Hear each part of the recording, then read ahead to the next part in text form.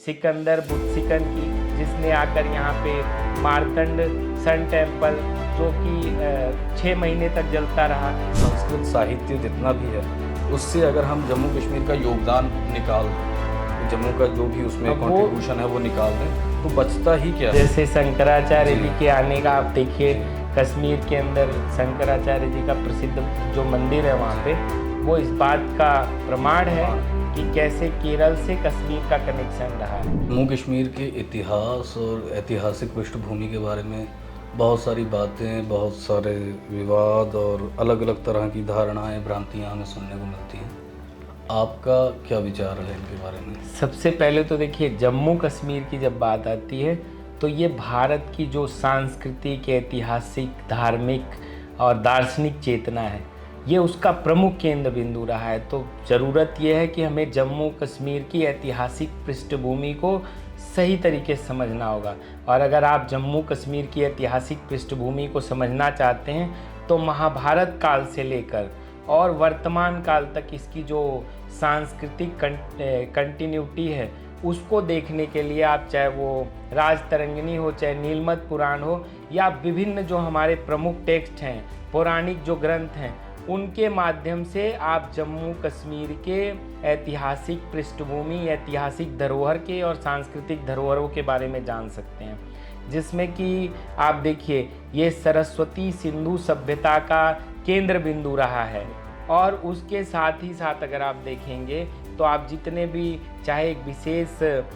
विचारधारा के लोगों द्वारा एक विशेष, कह सकता हूँ, संकुचित मानसिकता में इसके बारे में बात करने की कोशिश की गई। लेकिन अगर आप सही रेफरेंसेज पे जाएंगे, जो शोध हो रहे हैं इस दिशा में, या आप खुद जो टेक्स्ट अवेलेबल है इससे संबंधित उनको आप स्टडी करेंगे तो आप जान पाएंगे कि जम्मू की जो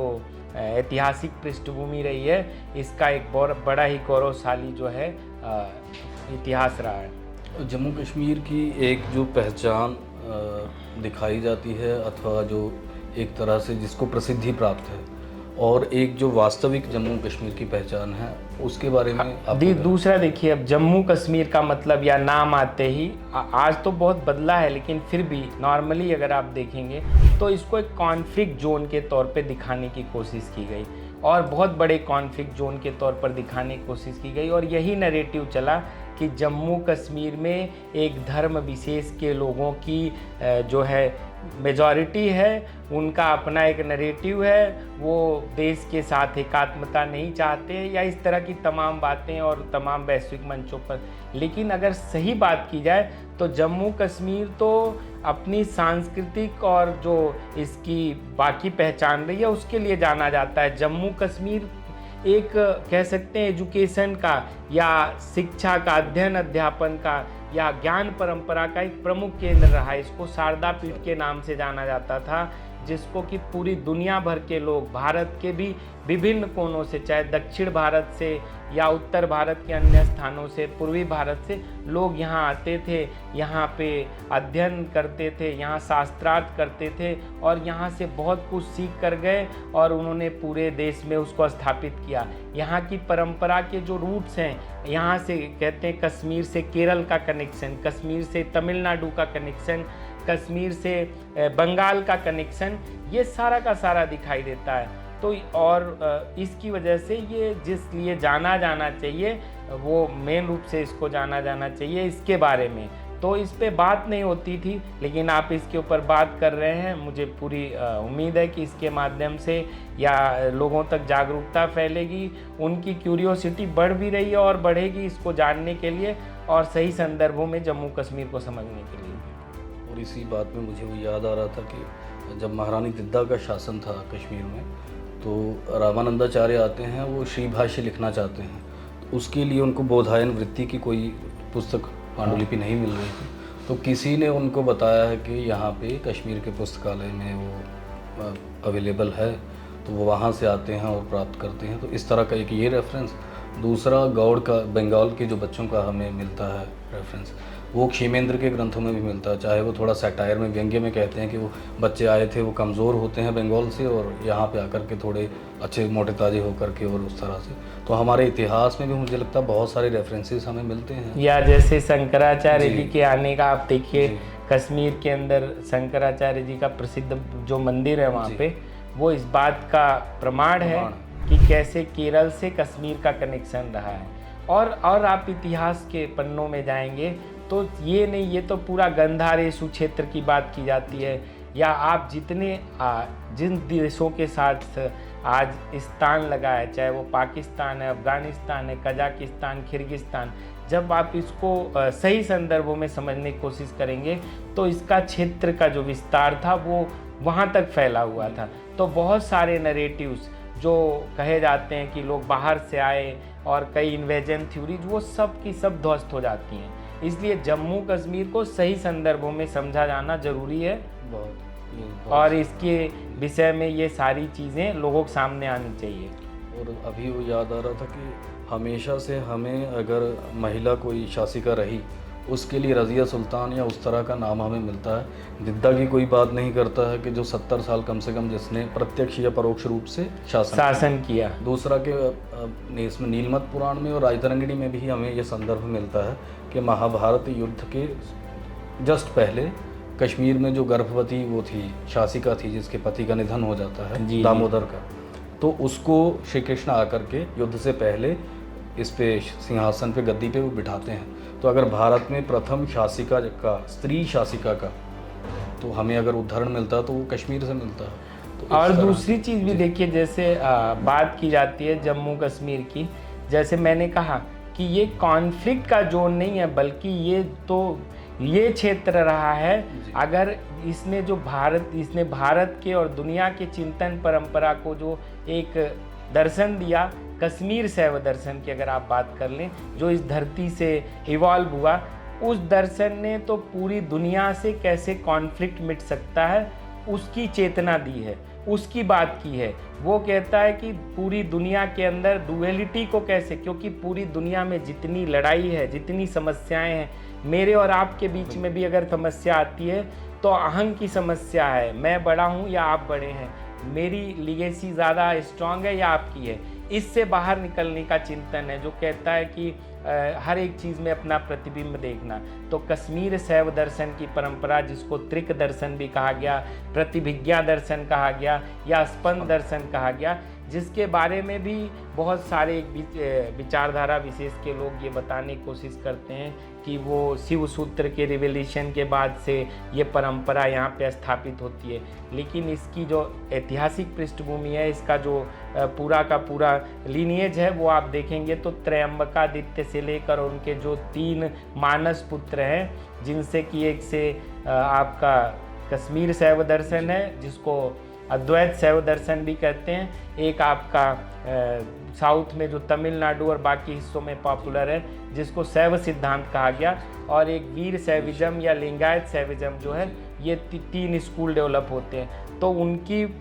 पीढ़ी से लेकर और 20वीं पीढ़ी तक आते आते फिर दोबारा से इस आगमिक परंपरा को मैं कह सकता हूँ, और बाद में शिव दृष्टि या बाकी के जो ग्रंथ लिखे गए, और फिर अभिनव गुप्त जिन्होंने 40 से ज़्यादा ग्रंथों का प्रणयन किया और हर एक परंपरा के बारे में विस्तार से बताया। तो अगर आप उनके बारे में अध्यापन करेंगे तो आप जान पाएंगे कि इन शास्त्रों में निहित जो ज्ञान है, उस शास्त्रों के जो प्रैक्टिशनर थे, वो कैसे पूरी कॉन्फ्लिक्ट को दूर करने की बात, लल्लेश्वरी का नाम आता है, जो कहती है there is no need of any mediatory between me and you. और ये भारत में ही संभव है कि आप बिना किसी मध्यस्थ के अपने अंदर के द्वंद्व को मिटा सकते हैं और फिर उस द्वंद्व से बाहर निकल के दुनिया का द्वंद्व, क्योंकि जब आप किसी में अपना रिफ्लेक्शन देखेंगे तो जो किसी के गाली देने से, किसी के ऊपर गुस्सा करने या कोई आप पे गुस्सा करे तो जो आपको परेशानी फील होती है, वही सेम आप जब दूसरे के प्रति करेंगे तो आपको वही भाव आ जाएगा, और फिर कभी भी आप किसी को इन्फीरियर सुपीरियर। तो इसलिए जम्मू कश्मीर तो वो धरती है जो पूरी दुनिया को कॉन्फ्लिक्ट से बाहर निकाल सकती है। इस बात को भी समझा जाना जरूरी है। और दूसरा मुझे ये भी लगता है कि अगर हम जम्मू कश्मीर में किसी भी तीसरे व्यक्ति से पूछेंगे तो उसे मीराबाई का नाम पता होगा, मीरा के बारे में ज़रूर जानता होगा। पर अगर हम कहें कि लल्लेश्वरी कौन थी, जो कि 100 साल पहले हुई उससे, और उसके बारे में हमारे जम्मू कश्मीर के बहुत कम लोग जानते हैं और बाहर भारत में भी बहुत कम लोग। देखिए उसके कई कारण रहे। एक तो नरेंद्र जी, उसका सबसे बड़ा कारण ये रहा कि जम्मू कश्मीर की जो ज्ञान परंपरा है, यहाँ पे शारदा लिपि का प्रचलन था। सारे शास्त्र शारदा लिपि में लिखे गए, लेकिन एक विशेष समूह के लोगों का जब यहाँ पे आक्रमण होता है, उनकी विचारधारा थोपी जाती है, वो एक जिसको कहते हैं पूरे इंटेंशन के साथ वो आते हैं इसको तहस नहस करने के लिए। तो उन्होंने सबसे पहला काम क्या किया, अगर बात की जाए सिकंदर बुत्सिकन की, जिसने आकर यहाँ पे मार्तंड सन टेम्पल, जो कि 6 महीने तक जलता रहा, उसको तहस नहस किया। उसने यहाँ के मंदिर तोड़े, यहाँ की जो सांस्कृतिक और धार्मिक धरोहरें थी उनको नुकसान पहुँचाया, और उसके साथ साथ जो एक ऑर्डर में यहाँ की लिपि को बिल्कुल बंद करके नस्तालिक लागू कर दी गई। यानी कि आपके हाथ, क्योंकि आप लिखना as a intellectual, as a जिसको हम कहते हैं ना लिटरेट, आप लिटरेट का मतलब लिखना जानते हैं, बोलना जानते हैं। अगर आपने लिखने की आपकी जो शक्ति है वो आपसे छीन ली जाए तो कितना बड़ा टर्मोइल क्रिएट होगा। उसके बाद जब दूसरे की लिपि में चीज़ें लिखी जाने लगी तो वहीं से शुरुआत हो गई कि अपनी सुविधा के अनुसार यहाँ की चीज़ों को नरेट करना। और वो पिछले 700-800 सालों में जो खास करके इसके साथ जो किया गया, और फिर यहाँ की पूरी हिस्ट्री को, यहाँ की पूरी सांस्कृतिक पहचान को तोड़ मरोड़ कर सिलेक्टिव अप्रोच के साथ पेश किया गया। तो ये जो आप नाम ले रहे थे और तमाम नाम हैं, उन सारे के बारे में कोई चर्चा, जिसको कि आप खुद देखिए अभिनव गुप्त को लेकर पिछले 10 वर्षों में जिस तेज़ी के साथ भारत में काफ़ी परिवर्तन आया है, भारत अपनी सांस्कृतिक और जो इसकी सामाजिक पृष्ठभूमि रही है उसके प्रति जो जागरूकता बढ़ी है, सरकार भी उस दिशा में काम कर रही है, सामाजिक संस्थाएं भी काम कर रही हैं, बहुत सारे थिंक टैंक। उसका परिणाम ये रहा कि 2016 में अभिनव गुप्त सहस्राब्दी वर्ष मनाया गया। उसके कारण फिर अभिनव गुप्त को लेकर लोगों में यहाँ के लोग नहीं जानते थे अभिनव गुप्त। हमें याद है जब मैं इस यूनिवर्सिटी में आया था, हमने अभिनव गुप्त पे कॉन्फ्रेंस की, यहाँ के लोग ये आते पूछते अभिनव गुप्त से मिलना, वो कहाँ मिलेंगे। तो ये इस तरह से आपकी जड़ों से आपको दूर कर दिया गया था, और उसका परिणाम बहुत कुछ रहा। फिर कहते हैं ना कि जब आप अपनी शक्ति को भूल जाते हैं तो आपको यही लगता है कि आपसे कुछ नहीं हो सकता। और इसीलिए शिव सूत्र में कहा गया शक्ति चक्र संधाने विश्व संहार, कि शक्ति चक्रों का संधान करने से विश्व का संहार करने का तात्पर्य है कि आप विश्व में कुछ भी क्रिएट कर सकते हैं, कुछ भी प्रोटेक्ट कर सकते हैं, और समय और काल के अनुसार उसको डिसॉल्व भी कर सकते हैं, जो इसी दार्शनिक कश्मीर शैव दर्शन की परंपरा से आता है। दूसरी चीज़ वहीं पे एक सूत्र है उद्यमो भैरव, जो ये बात करता है कि भैरव बनने का मतलब नहीं है कि किसी जंगल में जाके बैठना है। भैरव बनने का मतलब भरण करना, रवण करना और वरण करना। वो भी संभव है कि आप जिस फील्ड में काम कर रहे हैं उसमें ऑप्टिमम पे पहुंचना है, तो ऑप्टिमम पे पहुंचने की यानी अपने शक्ति चक्रों का संधान करेंगे, आपको प्रतिभिज्ञा होगी, रिकॉग्निशन होगा आपके खुद के शक्ति के बारे में, अपनी क्षमता के बारे में। और लिमिटेड से अनलिमिटेड की जो यात्रा, यानी हर एक व्यक्ति वो सब कुछ कर सकता है। ये जम्मू कश्मीर ने इस दर्शन के माध्यम से दिया कि अज्ञान मतलब कुछ नहीं है,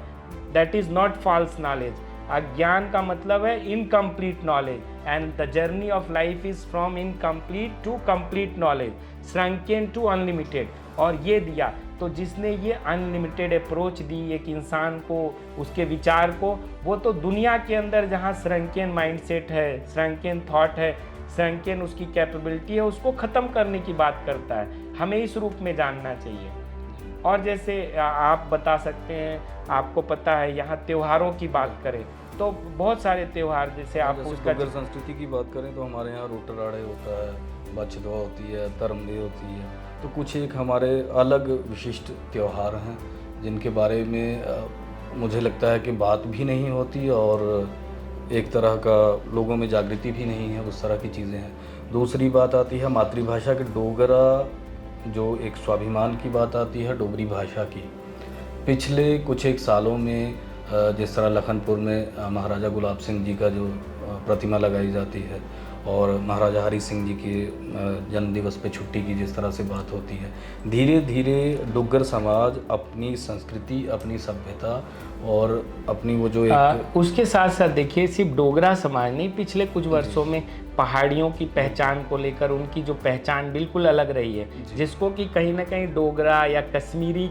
खासकर कश्मीरी इम्पोज करने की वजह से उनकी अपनी पहचान खत्म हो गई थी, जिनका कि पुंछ, राजौरी और मुजफ्फराबाद और जो बाकी का इलाका है, वो सारा पहाड़ी स्पीकिंग एरिया है। उस पहचान को ज़िंदा करने के लिए सरकार ने उनको एसटी स्टेटस दिया, उनकी पहचान को सामने लाया। गुज्जर बकरवालों को आप जानते ही हैं कितना सरकार ने प्रिविलेज दिया है, सरकार उनके आगे बढ़ाने की दिशा में काम कर रही है। इसके साथ साथ जो जम्मू कश्मीर के लोग हैं, आप चाहे वो हिंदू सनातन संस्कृति से जुड़े हिंदू परंपरा को मानने वाले लोग हों, बौद्ध परंपरा को या सिख धर्म को मानने वाले लोग हैं या इस्लाम के भी लोग हैं, सबको एक तरीके से एकोमोडेट किया। ये सनातन की धरती होने के बाद सबको एकोमोडेट किया, क्योंकि ये आनो भद्रा कृतवंत की जो हमारी वैदिक थॉट है, जिसमें हम चाहते हैं कि किसी के अगर कोई आ भी गया, उसके नोबल थॉट तो एक्सेप्ट करते ही करते हैं, लेकिन अगर वो यहाँ रहना चाहता है तो सर्वे भवन्तु सुखिनः, सर्वे सन्तु निरामया, सर्वे भद्राणि पश्यन्तु मा कश्चित् दुख भाग भवेत् की जो हम बात करते हैं, यानी हम सब की बात करने वाले लोग हैं। इस धरती पे कहीं से भी कोई आया है, वो हमारे यहाँ रहना चाहता है। और अब दूसरी चीज़ देखिए, यहाँ पे सिर्फ 1 या 2% लोग हैं जो खासकर उन इलाकों से आए और उन्होंने इस कश्मीर को पिछले 75 सालों तक अपने एसटीएम, जिसको कि एक प्रोफेसर अग्निहोत्री नाम देते हैं, एसटीएम सैयद, तुर्क और मुग़ल की बात करते हैं। लेकिन आप देखो जो यहाँ के बाकी लोग हैं, जो कन्वर्जन के वजह से जिन्होंने अपना धर्म परिवर्तन किया, देखिए धर्म परिवर्तन करना, पूजा परंपरा आपकी क्या होगी वो अलग बात है, उसके लिए कभी, लेकिन सांस्कृतिक जो पहचान होती है, मैं अक्सर कहता हूँ कि मैक्सिको के फील्ड में अगर पैडी ग्रो करना है तो वो मैक्सिको की मिट्टी में जैसे ग्रो होगा, उसकी टेक्नोलॉजी अगर जम्मू में यूज करेंगे नहीं चलेगी। तो यहाँ की जो भौगोलिक और सांस्कृतिक जो ये एक क्षेत्र रहा है, इसका एक कंपोजिट कल्चर रहा है, यहाँ पे हर व्यक्ति चाहे उसने धर्म परिवर्तन भी कर लिया हो, लेकिन उसकी सांस्कृतिक और भौगोलिक पहचान के कारण उनका खाना पीना, रहन सहन, आज भी देखिए कश्मीरी ब्राह्मण्स के साथ इतना कुछ हुआ, लेकिन जो कश्मीरी मुस्लिम है उनके साथ उनका आज भी इतना कुछ होने के बाद भी ये वही चीज़ है कि हमें किसी ने वो हमारे तबाही के रास्ते निकालने के बाद भी उन लोगों को आज भी गले या मतलब उतना रिस्पेक्ट देते हैं। क्यों देते हैं? क्योंकि ये हमारी संस्कृति का हिस्सा रहा, साथ खाना, साथ बैठना। तो पिछले कुछ वर्षों में जिस तेज़ी के साथ सरकार ने भी इस ओर ध्यान दिया है और जम्मू कश्मीर को, जिसको कि भारत की एकात्मता का केंद्र बिंदु रहा, जिसको कि इंस्ट्रूमेंट ऑफ एक्सेशन के बाद भी एक तरीके से होना चाहिए था वापिस से, जिसको इतने साल तक अलग दिखाया गया कि हम स्पेशल स्टेटस बना के रखा गया, जो कि 2019 में 5 अगस्त को जो धारा 370 को निष्क्रिय या निष्प्रभावी बनाए जाने के बाद कितना, जिसके बारे में बात होती थी कि ऐसा हो जाएगा वैसा हो जाएगा, लेकिन आप भी यहीं हैं, मैं भी यहीं हूँ पिछले इतने सालों से लद्दाख में, जम्मू कश्मीर में, लेकिन यहाँ के आम जनमानस ने उसको बहुत दिल से एक्सेप्ट किया और वो उसका इंतज़ार कर रहा था वर्षों से, जिसको कि किसी न किसी रूप में 1931 में एक कॉन्स्पिरेसी के तहत शेख अब्दुल्ला ने महाराजा हरि सिंह के खिलाफ मुजफ्फराबाद से जो सारी कॉन्स्पिरेसी हुई आगे चली, और वो कि 90 में उसका प्रतिफल दिखाई देता है, और यदा कदा कभी कभी उसके बाद तो लगातार रहा, आज भी कोशिश की जा रही है। लेकिन जब आम जनमानस आपके स्व के साथ, क्योंकि भारत का स्व जुड़ा हुआ है, स्व का मतलब जो वही सेल्फ का जो बात की जाती है, उस सेल्फ के साथ वो सब कोई लोग जुड़े हुए हैं और वो स्व को पहचानने लगे हैं, उस स्व की जागृति होने लगी है। और जब स्व जागृत होगा तो जाहिर सी बात है स्वाभिमान जागृत होगा, और जब स्वाभिमान जागृत होगा तो पराधीनता के जितने विचार हैं, पराधीनता के जितने नियम कानून हैं या पराधीन सोच, वो सब से बाहर निकल रहा है। तो जम्मू कश्मीर भी लगातार तेज़ी के साथ उससे बाहर निकल रहा है। अब उस बाहर निकलने में आप देखें तो बहुत सारे लोग हैं जो कोशिश करते हैं, क्योंकि उनको लगातार उसका फ़ायदा मिल रहा था, फॉल्स नैरेटिव्स गढ़ने का, यहाँ के लोगों को उनकी पहचान से दूर रखने से उनका पॉलिटिकल मोटिव सॉल्व हो रहा था। तो वो लोग तो छटपटाएंगे और उस छटपटाहट का परिणाम होता है कि कई बार कुछ इंसिडेंट्स आपको दिखाई देते हैं, फिर उस छोटे इंसिडेंट को बड़ा इंसिडेंट बनाने की कोशिश की जाती है। फिर बाहर के लोगों का जितना तेज़ी के साथ यहाँ से के लोगों से इंटरेक्शन बढ़ा है, यहाँ के लोगों का मतलब एक तरह से वो बाउंड्री ब्रेक हो गई, जिसके लिए श्यामा प्रसाद मुखर्जी ने अपना बलिदान दिया, प्रेमनाथ डोगरा जी ने प्रजा परिषद आंदोलन चलाया, उसका प्रतिफल तो 2019 में हमें मिला है। लेकिन उसके बाद भी तो हमें समझना होगा, हमारे लोगों को समझना होगा। और ये जो बदलाव आए हैं, जैसे बहुत सारे गवर्नमेंट की पॉलिसीज़ यहाँ पे इम्प्लीमेंट होनी शुरू हुई है, डायरेक्ट उसका बेनिफिट मिल रहा है, जिसके बारे में जागरूकता फैलाने का काम कहाँ से होना चाहिए? शैक्षिक संस्थानों से होना चाहिए, अपने सिलेबस के हिस्से में इन सब बातों का जिक्र होना चाहिए। जो गलतियाँ हुई उन गलतियों के बारे में भी यहाँ की युवा पीढ़ी को बताया जाना चाहिए। तब जाके जो है कि जम्मू कश्मीर को लेकर और या जम्मू कश्मीर के व्यक्ति को अपनी उस लिगेसी के साथ अपनी पहचान को जोड़ के जो प्राइड फील होगा, उससे बड़ा प्राइड कुछ नहीं होता। आप दुनिया में देखिए, कुछ लोगों ने हजारों हजारों साल तक अपनी छोटी जगह लेने के लिए लड़ाई की और आपके पास इतना कुछ है, तो जाहिर सी बात है ये भी जानकारी होनी चाहिए। उसके अलावा जैसे हम बात कर रहे थे फेस्टिवल्स की, आप सारे फेस्टिवल यहाँ बड़े धूमधाम से मनाए जाते रहे, लेकिन वो भी कॉन्स्पिरेसी के तहत एक दौर लाया गया। तो आज फिर दोबारा से आप देखिए, सिर्फ ये नहीं, वैष्णो देवी अमरनाथ यात्रा या मचेल माता की यात्रा या बाकी चीज़ों के बूढ़ा अमरनाथ यात्रा, ये सारी तो चलो अब नेशनली इंटरनेशनली बहुत पॉपुलर है। लेकिन जिस तेज़ी के साथ पिछले कुछ वर्षों में जो रीजनल लेवल पे, क्योंकि यहाँ के लोगों ने अपने को संस्कृति से कभी, मैंने जो कंटिन्यूटी की बात की, चाहे हुद माता की यात्रा, नाग देवता की, आप नाग कल्ट देखिए, हर गांव में नाग देवता के बारे में है। चाहे आप यहाँ पे गोरखनाथ संप्रदाय जो है, नाथ संप्रदाय, आप चाहे सिद्ध गौरिया का मंदिर है यहाँ पे, वो देख लीजिए, या जिसको ये पीर खो गुफा कहते हैं, जो बेसिकली जामवंत गुफा है, उससे उसका पूरा का पूरा इतिहास उससे छिपाऊ, मतलब उसके बारे में बात करता है या उसकी जानकारी देता है। आप शंभू का वहाँ पे शिवलिंग है और कैसे पिछले 900 सालों से वहाँ पे लगातार एक धुनी जल रही है इस पूरे उसमें। तो ये इस बात का भी संकेत है कि यहाँ के लोग वास्तव में क्या हैं और इस बारे में बाकियों को भी जानना चाहिए। तो अभी देखिए हुद माता की यात्रा होती है, मैं तो लगातार देखता हूँ यहाँ के लोग बहुत फेस्टिव हैं और ख़ासकर अपनी सांस्कृतिक जो पहचान, धार्मिक जो पहचान है, उसके प्रति समझौतावादी नहीं है, ये भी बात है। उन्होंने उसकी लड़ाइयाँ भी लड़ी हैं। खासकर डोगरा की बात करें तो डोगरों ने तो अगर हम महाराजा गुलाब सिंह से ले लें तो महाराजा गुलाब सिंह के समय में उनके जो एक सेनापति थे जनरल जोरावर सिंह, जिनके टाइम में जब आप इंस्ट्रूमेंट ऑफ एक्सेशन पढ़ेंगे तो कश्मीर से तिब्बतिस्तान यानी तिब्बत तक, जिसका पूरा गिलगित बल्तिस्तान, ये सारा का सारा कुछ इस जम्मू कश्मीर का हिस्सा था। तो उन लोगों ने, ये इस बात का भी संकेत है कि यहाँ के लोग कितने बहादुर रहे हैं। उनकी मतलब जिसको जियो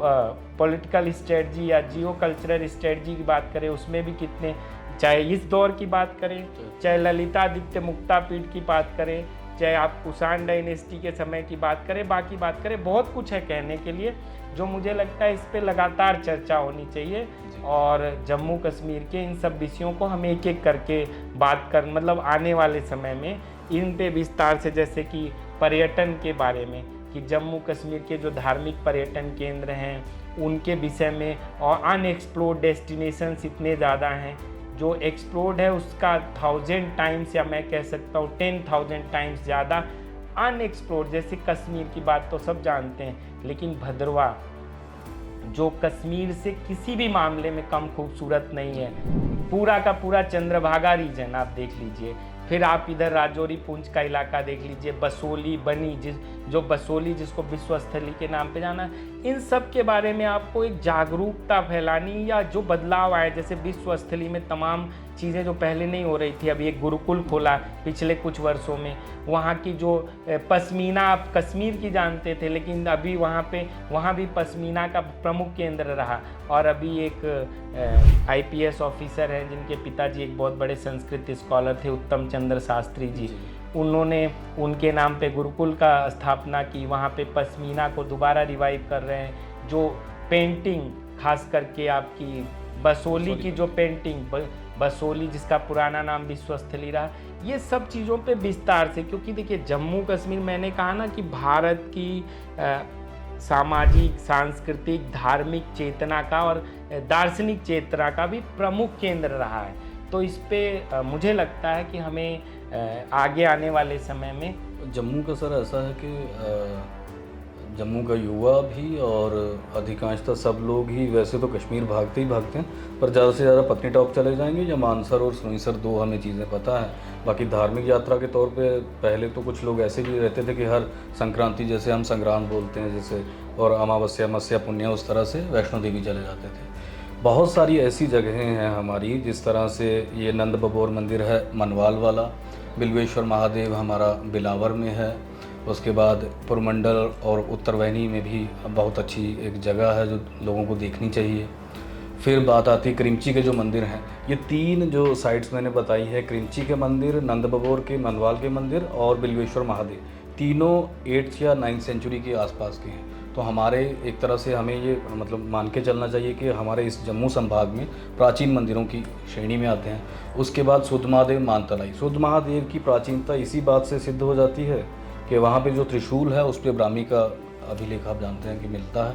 और उसकी जो एक विभू नाग करके एक नाग राजा का नाम मिलता है, उसके हिस्टोरिकल रेफरेंसेस हमें मथुरा वगैरह में भी मिलते हैं। तो सीधे सीधे 2000 साल का हमें एक मिलता है कि वो मंदिर 2000 साल पुराना है। तो इस तरह के हमारे पास बहुत सारे जगह। अच्छा, नरसिंह मंदिर है हमारा, नरसिंह भगवान का इधर भगवान, जैसे यहाँ पंचवक्त्र मंदिर है। मुझे लगता है कि देश में पहला ऐसा मंदिर होगा जिसमें 5 मुखों वाला एक शिव का मंदिर है। इस तरह के हमारे फिर आपके यहाँ पे जो रणवीरेश्वर टेम्पल है, उसमें शिवलिंग और ज्योतिष की गणना के अनुसार बताते हैं कि वो अपने आप में ही वैसा एकमात्र मंदिर है। तो पिछले कुछ जैसे कि ये भी बात है, लेकिन ये करें उत्तर वाहिनी की या पुरमंडल की बात करें, तो आपको क्या लगता है कि पिछले कुछ सालों में इन मंदिरों को लेकर या इसको फिर से वहाँ पे एक केंद्र बने, उसके बारे में और ज़्यादा बातें हो, इसको लेकर कुछ कार्य हो रहे हैं? कुछ एक सालों में उसमें बढ़ोतरी हुई है। पर्यटन जो विभाग है उनकी तरफ से भी कार्य हो रहे हैं, और एक तरह से मुझे लगता है कि लोगों में भी अपने आप ही एक जो जागृति रहती है। एक मुझसे कई बार बड़ी बार ये लोग पूछते हैं कि जम्मू कश्मीर क्यों इतना अभिन्न, वो एक बात की जाती है ना कि कुछ लोग कहते हैं कि ये अलग रियासत थी या स्वतंत्र या उस तरह से। तो उसका सबसे अच्छा जवाब है कि आज के समय में हर तीसरा या 5वां व्यक्ति, जो करनी भी चाहिए, कि वो भारतीय ज्ञान परंपरा और उसको बढ़ावा देने में आज का युवा इच्छुक है कि भारत की जो संस्कृति है, सभ्यता है और जो हमारी ज्ञान परंपराएं हैं उनको आगे बढ़ाया जाए। अच्छा, उसको बढ़ाने के लिए हमारा आधार जो है, उसके लिए जो हमारे स्रोत हैं, जो उसके सोर्सेस हैं, वो हैं हमारे ग्रंथ हैं संस्कृत भाषा में। और उससे भी अगर हमें और पीछे जाना है, जम्मू का युवा ये नहीं जानता कि वेद जो हैं, जिनको भारतीय संस्कृति और सभ्यता का मूल हम मानते हैं, सनातन सभ्यता का मूल संस्कृत के ग्रंथ, उनकी सबकी भाषा संस्कृत है। और दूसरा, वेद जो थे वो सारी यही इरावती और हमारी ही चंद्रभागा, ये सारी नदियों को उसमें वर्णन हमें मिलता है। एक सामान्य डोगरा व्यक्ति को ये पता होना चाहिए कि वेद जो थे इसी भूमि में रचे गए। आज भी, हालांकि इतने वर्ष हो चुके हैं, हमारी जम्मू कश्मीर से अगर कोई वैदिक व्यक्ति, वैदिक पंडित जो है वो अगर जाता है दक्षिण में, साउथ में जाता है, तो वो लोग आज भी बहुत सम्मान करते हैं कि भैया आप लोग वेदों की भूमि से, हम लोग तो पारायण कर रहे हैं लेकिन आप उस भूमि से आ रहे हैं, यहाँ पे इनका निर्माण हुआ, यहाँ पे ये रचे गए, और जिस जगह का वर्णन वेदों में मिलता है। दूसरा, ये संस्कृत की बात जब आती है तो संस्कृत साहित्य जितना भी है, उससे अगर हम जम्मू कश्मीर का योगदान निकाल दें, तो जम्मू का जो भी उसमें कंट्रीब्यूशन है वो निकाल दें, तो बचता ही क्या है। और चीज़ है भाषाई जो पहचान है जी, उसको लेकर आप देखिए कि पहले यहाँ पे 2 ऑफिशियल लैंग्वेज थी, उर्दू और इंग्लिश, जो 2020 तक यानी आर्टिकल 370 एब्रोगेट होने के 1 साल बाद 2020 में सितंबर में सरकार ने एक नोटिफिकेशन जारी किया और 2 की जगह 5 भाषाएं की, जिसमें आप देखें हिंदी आ गई हमारी, कश्मीरी और डोगरी। तो आपको नहीं लगता कि इस पर ये जो फैसला आया इसके बाद डोगरी की जो आप पहचान बता रहे थे या डोगरा प्राइड या डोगरी भाषा को लेकर बहुत तेज़ी के साथ जो लोगों ने इसको फिर से कि डोगरी गाने डोगरी है, तो आप कुछ डोगरी में हमें बताइए कि डोगरी क्यों या डोगरी बाकी से अलग क्यों है, उसकी मिठास की जो बात की जाती है। डोगरी के भाषा के बारे में तो कहा ही जाता है कि खंड मीठे लोग डोगरे, कि डोगरे जो है वो खंड मीठे हैं, चीनी के समान मीठे हैं। और दूसरा हमारे यहाँ कहते तो हैं कि जैसे जोरावर सिंह की बात आई है ललितादित्य की, उसी में एक बात ये मुझे याद आई कि महमूद गजनवी का एक बहुत बड़ा हमारा अध्याय चलता है और बात होती है कि कहाँ तक क्या क्या रौंद डाला उसने। उसी महमूद गजनवी को 2 बार उसने कोशिश की और दिद्दा ने घुसने नहीं दिया। तो एक बहुत बड़ी हमें वो एक गर्व की बात है उसमें। और भाषा की बात करें तो भाषा के बारे में जैसे कहा भी जाता कि निज भाषा उन्नति है सब उन्नति को मूल, तो अब जैसे NEP में भी आया ही है कि मातृभाषा में बच्चे को शिक्षा दी जाए और उसको आगे जैसे मैंने अभी देखा कि यहाँ के स्कूल के सिलेबस में अभी 1 से लेकर 12वीं तक हिंदी के पूरी पाठ्य पुस्तकें अभी मैं वेबसाइट पे देख रहा था वो सामने आई हैं। हिंदी को दोबारा से यहाँ बढ़ा, क्योंकि सबसे ज़्यादा ये भी है कि हिंदी क्यों ज़रूरी है, क्योंकि जम्मू कश्मीर में 80% टूरिस्ट हिंदी स्पीकिंग आता है। दूसरा, डोगरी क्षेत्र के लोगों को भी उर्दू में लिखना होता था, तो ज़्यादातर आपके डॉक्यूमेंट जो थे या अभी भी हैं जो उर्दू में लिखे गए हैं, जो लैंड डॉक्यूमेंट्स हैं, पुलिस स्टेशन में FIR डोगरी उर्दू में लिखी जाती थी, नस्तालिक स्क्रिप्ट में। तो अब कम से कम ये तो लगता भाषा में उनके कि वो अब अपनी डोगरी या उसके लिए जो देवनागरी लिखा जो जा रहा है वो पढ़ तो सकेंगे और वो अपनी जो स्क्रिप्ट उनकी उसकी है उसकी स्क्रिप्ट में लिख सकेंगे। दूसरा, उसमें साहित्य का निर्माण होगा, लोक संस्कृति लोक परंपराएं सामने आएंगी। ऐसे ही मुझे लगता है पहाड़ी या बाकी अन्य जो भाषाएं हैं जैसे गुरेजी वगैरह भी है, उसको लेकर उसकी ओरल हिस्ट्री पे अभी उसको रिटेन में कन्वर्ट करने के लिए रिटेन ट्रेडिशन उसका डेवलप करने का काम चल रहा है, जो पिछले 500 सालों में ओरेलिटी में रहा है।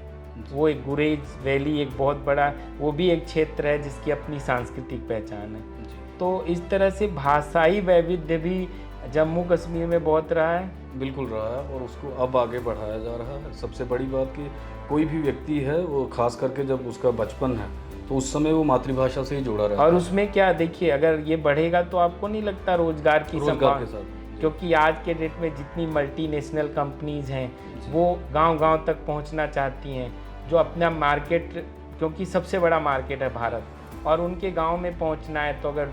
डोगरा संस्कृति के गांव में पहुंचना है तो डोगरी में ट्रांसलेटेड वर्जन लेके आना होगा। प्रोडक्ट के जो जितने भी उसके अपने स्टिकर होते हैं, बाकी चीज़ें, उसका कैंपेन होता है डोगरी में, तो उसके लिए डोगरी का एक्सपर्ट चाहिए। अगर कश्मीरी में करना है तो कश्मीरी, क्योंकि आज भी कश्मीर के अंदर रहने वाले लोगों की मूल भाषा कश्मीरी है, तो वो उसके साथ अपनी पहचान को ज़्यादा इसका मैं एक बड़ा उदाहरण देता हूँ कि अभी लोकसभा में जो शपथ ग्रहण हुआ, हाँ। तो डॉक्टर जितेंद्र सिंह जी ने डोगरी में किया। 2 लोगों ने, आपके दोनों, मुझे लगता है 2 सांसदों ने डोगरी, किशोर जी और ये, हाँ, उन्होंने, उसका सीधा प्रभाव एक आम इंसान पे जाता है कि जो